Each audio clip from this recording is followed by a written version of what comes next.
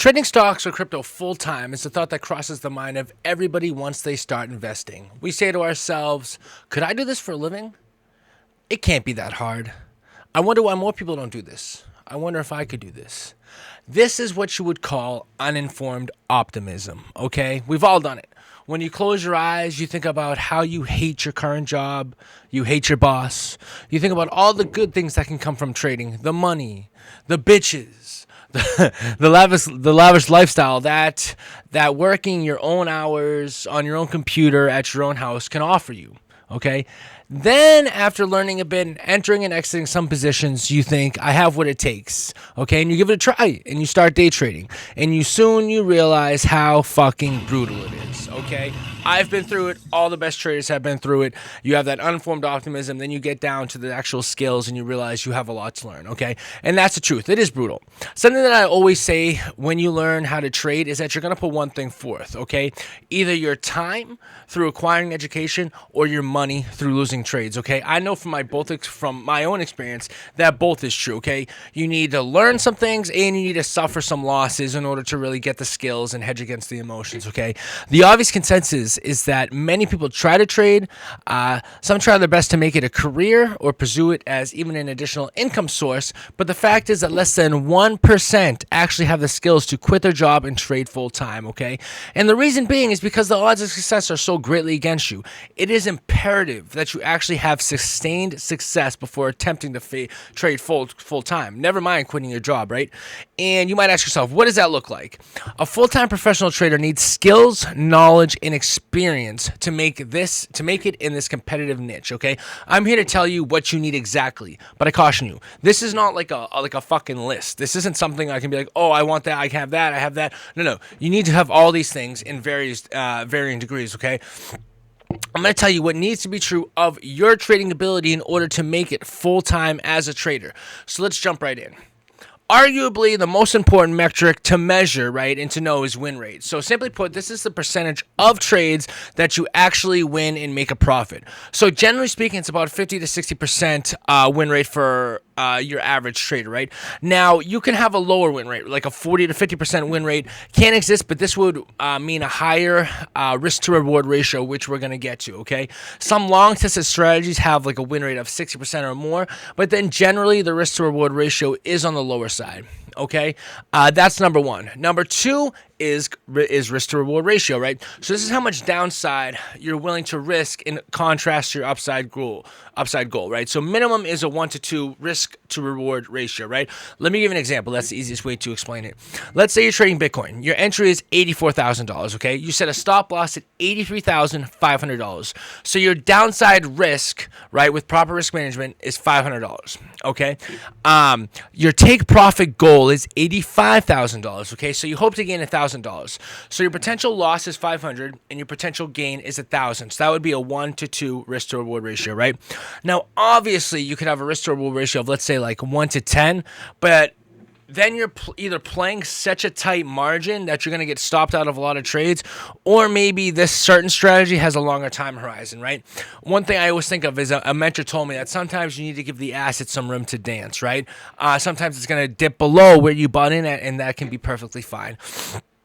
Next thing we have is expectancy. So this is how much money you expect or plan to make on a winning trade. And I understand that varies, but generally speaking, a strategy will have a specific criteria. So like the other criteria we just spoke about, this metric has some possible variance.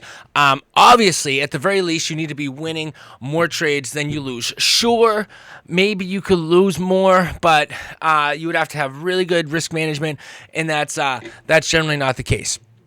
What I can say for sure that is you have to have sufficient data to pull your statistics out of. So at least 100 trades, but I would suggest analyzing 200 of your past trades or more. So this would mean you would have to start recording your trades for an extended period of time. As you become more knowledgeable and experienced, then it's inevitable that for at least some period of time, you will tinker with your strategy and test new indicators, okay? So successful traders have a live spreadsheet that records every single trade, okay? I have one, and this is a great way to hedge against emotions and make future decisions based on the data, not just like, oh, I think this works better, or I think that works better. Look at the data and make a decision based on that, okay? Next, we have drawdowns. So this refers to the percentage decline from a trader's peak account balance to its lowest point before recovery starts. So the guideline here is simply what can you manage, okay, before you go crazy or before you go bankrupt or before you stop. Generally, your max drawdown should be under 20 to 30%. Okay, 30% would be on the very high end. And this plays directly off win rate. So something to go by, and it's pretty obvious. If your account has been down 30% and you've been actively trading, then a profitable trader will be able to pull himself out of this phase and only be in that phase briefly, right? Now, if you think about it, this is how all traders quit trading, right? They suffer a drawdown and they never recover. So that, if you fail, that is how you're going to fail, right? Or maybe you take one big loss, but essentially, that's the same thing. Now, next we have consistency over time. So you should be profitable for at least 18 to 24 months before you even consider quitting your job. And this is after you've done all the things I previously mentioned. So this isn't about how much money you made in the first 18 to 24 months, because that figure will rise as your portfolio rises, right? For obvious reasons. What we want to know is if it is obvious that you are winning trades based on your skill and not just experiencing a lucky streak, right? Because we've all had a lucky trade here and there. A realistic, healthy target is 3 to 10% of your portfolio for a monthly return, right? So this is obviously determined by the actual amount of money you have in your portfolio. As I said, your profitability is going to raise over time. Now, lastly, we have psychological readiness. This may be the most important, and this is something that you need experience for. Simply reading and paper trading essentially is not going to get you this skill, okay? It is a skill, hedging its emotions, making sure not to revenge trade. So I want you to make sure that you can answer yes to all the following questions, okay? There's only a few of them. Can you stick to your strategy even after losing a trade, okay? Or do you get emotional? Do you revenge trade? Good traders can walk away. If they take a big lick, they walk away, and they're not chasing trades. They wait for trades to come to them, okay? Do you handle your emotions well under pressure, okay? As I said before, if you see the price dip below where you bought in at, are you tempted to sell and be like, oh, let's just wait, let's just do the next one, let's get out of this?